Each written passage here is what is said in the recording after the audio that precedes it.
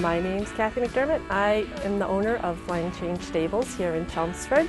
We've been in business teaching primarily children riding lessons for the last 23 years. We also do summer camps. We do a big fall lesson program as well, and we do a handicap riding program called Greener Pastures. I met Monique through email. She saw our website and thought it would be a nice place to do her program, which I think you're going to see a little more of soon.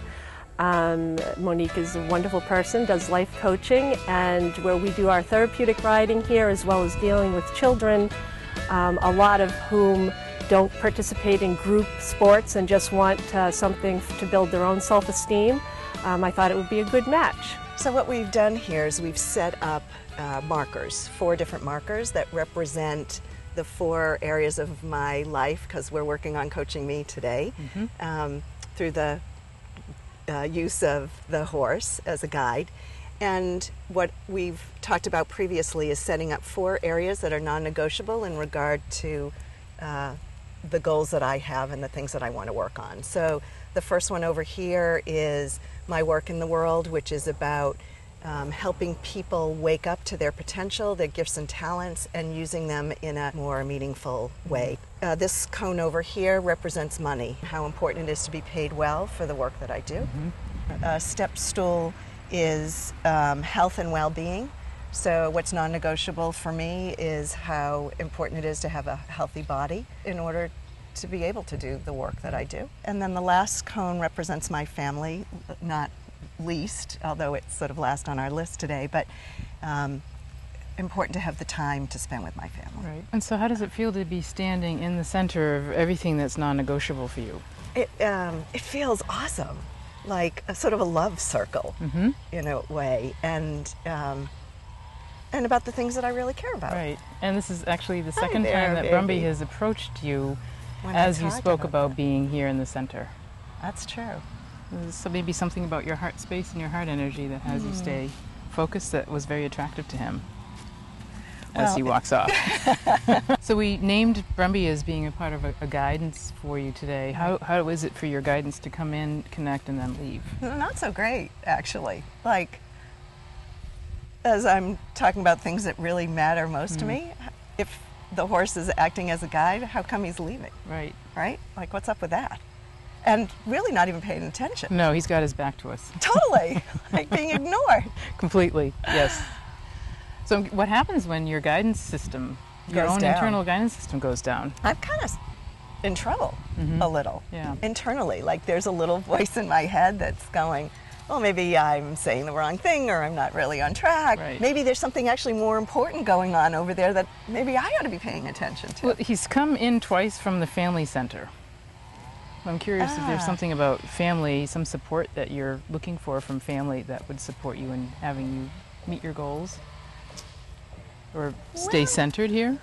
My family at the moment, from a support system standpoint, is really my husband. My kids are grown and out of the house, and mostly, and my folks also, but primarily my husband is my day-to-day support. And I feel very supported by him, and he does have strong opinions, well, about how things should look. Okay. And so he's watchful, which is good, because I'm not as watchful sometimes as he is. And I'm sensing that there's a watchfulness coming from Brumby as he's sort of just hanging out here with us from the family position. Just happens to have happened that way.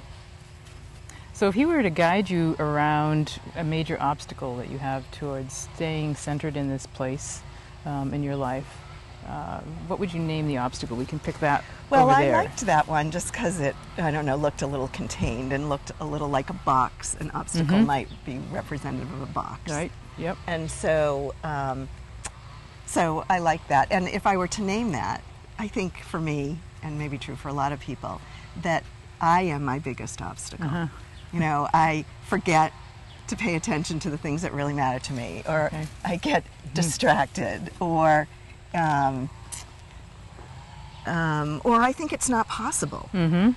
You know, there's a little voice on my shoulder, like everybody else's. You know, I have lots of clients that we talk about the little voice in our heads. That's Itty bitty committee. There you go. Yes. Yeah. So can we ask Brumby to go with us over to the obstacle of Sure. your own how you box yourself in? Yeah. And you can either ask him, take him there, or you can see if he's willing to go on his own and just follow us. Well, let's do that because that seems like fun.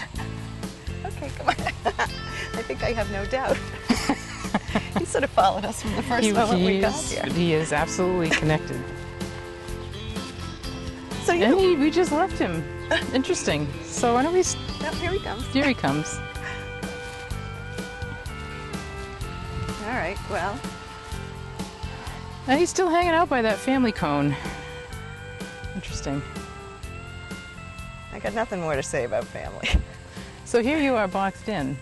Yes.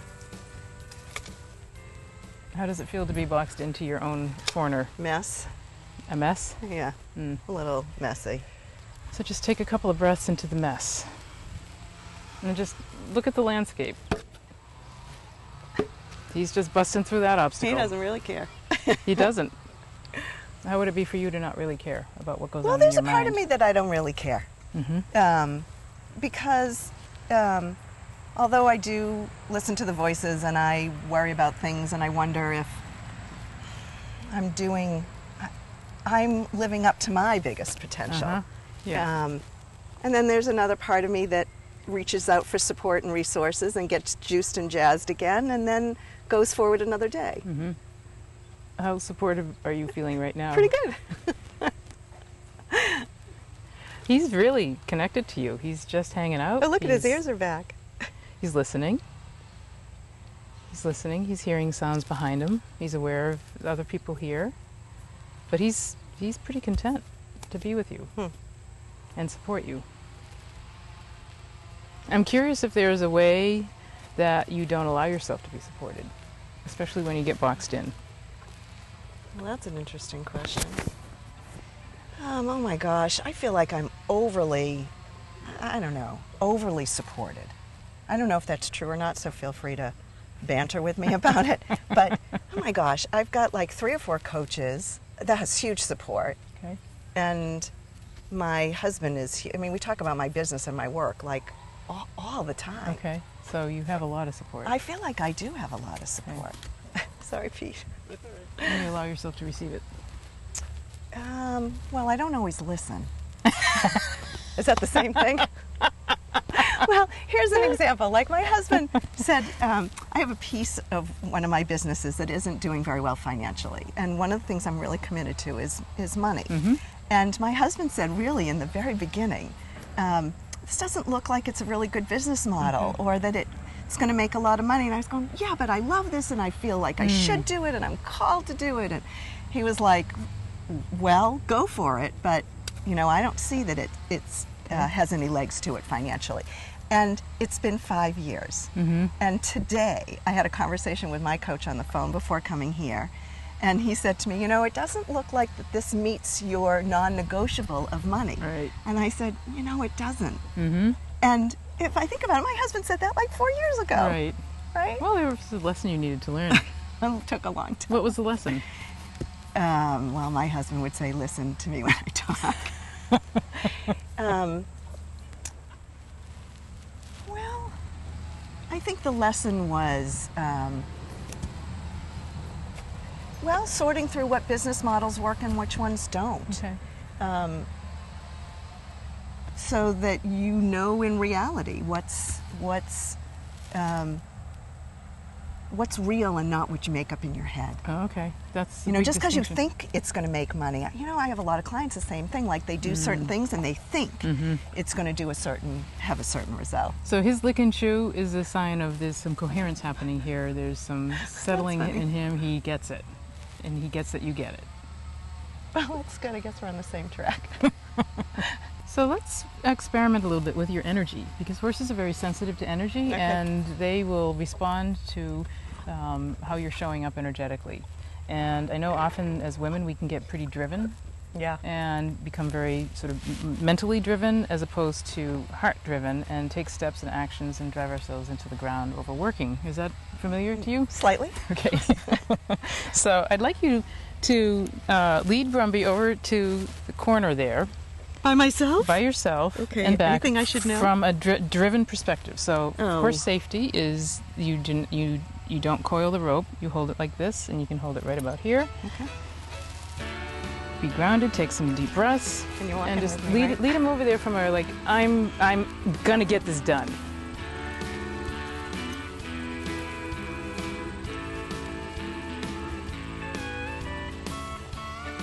And then turn around. Oh, look at me all by myself. How does that feel? Well, now it seems like he's leading me. Okay, so stop.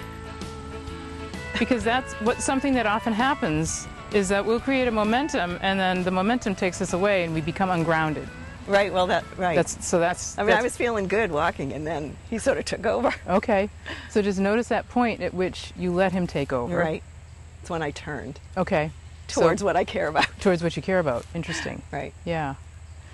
So take some breaths and get grounded in your body, as we did before we entered, and then be very specific about where you want to go.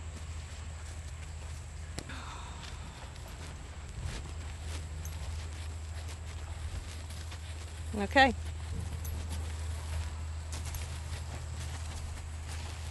How was that? How was that different the second time? Well, better. I mean, it felt different. Mm-hmm. What did you notice about the feeling? Well, I felt I was in charge, but not pulling or pushing. Okay.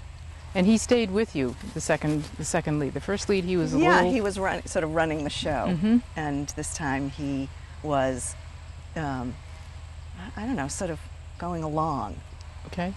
So that's one of the very subtle distinctions that a horse can teach us, is energetically to sense what it means to be in leadership, in partnership with the horse, as opposed to allowing the horse to kind of run the show and move us around. And when we get that in our bodies, we can learn that lesson viscerally and then apply it in our lives, which is one of the reasons I love this work, because it gives you non-judgmental feedback. He's not judging. He's not saying, oh, gee, I don't like the way you're leading me. He may be saying, oh, this woman doesn't know what she's doing. I can take advantage of her. Right. But as soon as you grounded, he showed up a little bit differently. So wouldn't it be great to be like grounded all the time? Mm-hmm.